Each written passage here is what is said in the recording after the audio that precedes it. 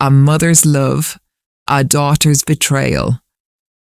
Isabella stood by the large bay window of her Victorian home in Seattle, watching the rain streak against the glass. The house was beautiful, a testament to 40 years of grueling work as a corporate attorney, but lately it felt less like a sanctuary and more like a hotel where she was the unpaid staff.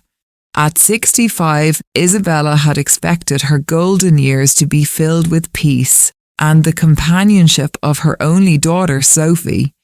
Instead, she found herself walking on eggshells in her own hallways. Sophie and her boyfriend Liam had moved in 2 years ago under the pretense of saving money for a house, but they hadn't saved a dime. Instead, they drove Isabella's luxury sedan, drank her vintage wine, and treated her existence as an inconvenience. The tension in the house was palpable, but Isabella, blinded by a mother's unconditional love, had made excuses. She told herself that the economy was tough, that Sophie was just stressed. But that illusion shattered on the night of Isabella's retirement party. It was supposed to be a celebration of her life's work, an intimate gathering of close friends and family. Isabella had paid for the catering, the decorations, and even the expensive suit Liam was wearing. The music was soft, the atmosphere warm, until it was time for the toast. Sophie clinking her spoon against a champagne glass, calling for silence. Isabella smiled, expecting a few kind words. Sophie stood up, slightly swaying, a cruel smirk playing on her lips. She looked at the guest and then pointed at Isabella. She began to speak, but instead of praise, venom poured out. She made a joke about how Isabella was finally retiring so she could focus full-time on being their maid. The guest chuckled nervously, thinking it was dry humour, but Sophie didn't stop. She reached under the table and pulled out a beautifully wrapped box. She announced loudly that since her mother was now officially an old retiree, she needed a gift that matched her new status. Isabella opened the box with trembling hands. Inside, sitting on the velvet cushion, was not a watch or a photo album, but a set of dentures and a bib. The room went dead silent. Sophie and Liam burst into raucous laughter, high-fiving each other. Sophie leaned in, the smell of expensive champagne on her breath, and whispered loud enough for the front table to hear, saying that Isabella was just a burden now, a relic that needed to be fed and managed. Tears pricked Isabella's eyes, not from sadness, but from a sudden sharp clarity. The heat of humiliation burned her cheeks, but as she looked at her daughter's mocking face, the heartbreak hardened into something cold and steel-like. Isabella didn't scream. She didn't cry. She simply closed the box, placed it on the table, and walked out of the room. The party ended awkwardly, the guests shuffling out, whispering about the cruelty they had just witnessed. Sophie and Liam didn't care. They assumed Isabella would sulk for a few days and then return to her usual submissive self, cooking their meals and paying their credit card bills. They spent the next day sleeping in, hungover and unbothered. But Isabella wasn't sulking. She was in her study, the door locked. The mother in her had been silenced by that bib.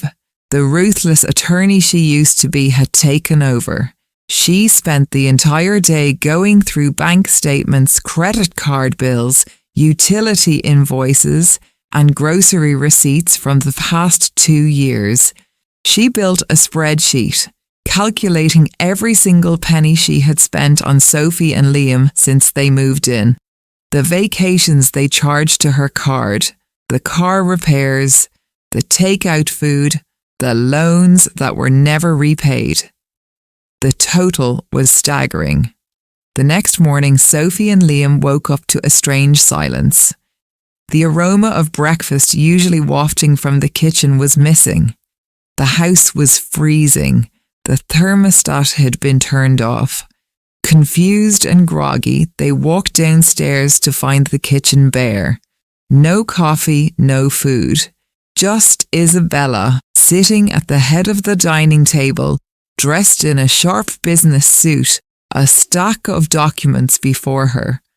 Sophie rolled her eyes, asking why breakfast wasn't ready and complaining about the cold. Isabella didn't look up. She simply slid a thick envelope across the mahogany table. Sophie tore it open, expecting a lecture letter. Instead, she found an official eviction notice and a legal demand for repayment. Confusion turned to anger. She laughed nervously, asking if this was a joke. Isabella finally looked up, her eyes clear and devoid of the warmth Sophie was used to abusing. She spoke calmly, her voice steady. She explained that the free ride was over. She detailed the breakdown of the debt, $140,000.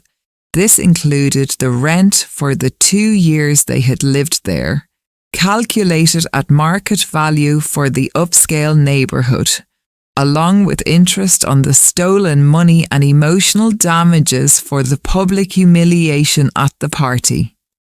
Liam tried to intervene, puffing his chest out and raising his voice, calling Isabella crazy. Isabella didn't flinch. She picked up her phone and played a recording of Liam bragging to his friends about how they were bleeding the old hag dry and waiting for her to die so they could sell the house. Liam's face went pale. Isabella informed them that she had already cancelled their access to her bank accounts, reported her credit cards as stolen by unauthorised users, and changed the locks on the garage. The car they loved to drive was already being towed away as they spoke. Sophie began to cry, the realisation finally hitting her. She tried the emotional manipulation that had worked for decades. She wept about how she was her daughter, her flesh and blood, asking how a mother could do this to her own child. Isabella stood up, walking over to the window where the rain had stopped. She turned back and delivered the final blow. She told Sophie that she had honoured her duty as a mother for years, but Sophie had failed her duty as a human being. She explained that the old relic didn't need a caregiver. She needed tenants who paid or guests who had respect. Since they were neither, they were trespassers. Isabella gave them 1 hour to pack their personal belongings and leave. If they stayed a minute longer, the police officers waiting in the driveway would escort them out for criminal trespassing and fraud. Sophie ran to the window and saw the patrol car sitting at the gate. The reality crashed down on them. The luxury, the safety, the easy life, it was all gone in a blink. For the next hour, the house was filled with the sounds of frantic packing and muffled sobbing. Isabella sat in her favourite armchair, reading a book, unbothered by the chaos. When they finally dragged their suitcases to the door, Sophie looked back one last time, her eyes pleading. Isabella didn't offer a hug. She didn't offer money. She simply pointed to the door.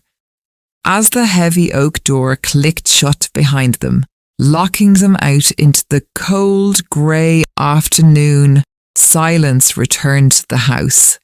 But this time, it wasn't a lonely silence. It was the peaceful, heavy silence of a sanctuary reclaimed. Isabella walked to the kitchen, poured herself a glass of the vintage wine they hadn't managed to drink, and toasted to herself. She had lost a daughter, but she had regained her dignity, and for the first time in years, the air in her own home felt sweet and light. The lesson was harsh, but necessary. Ungratefulness is a debt that eventually comes due, and Isabella had finally collected.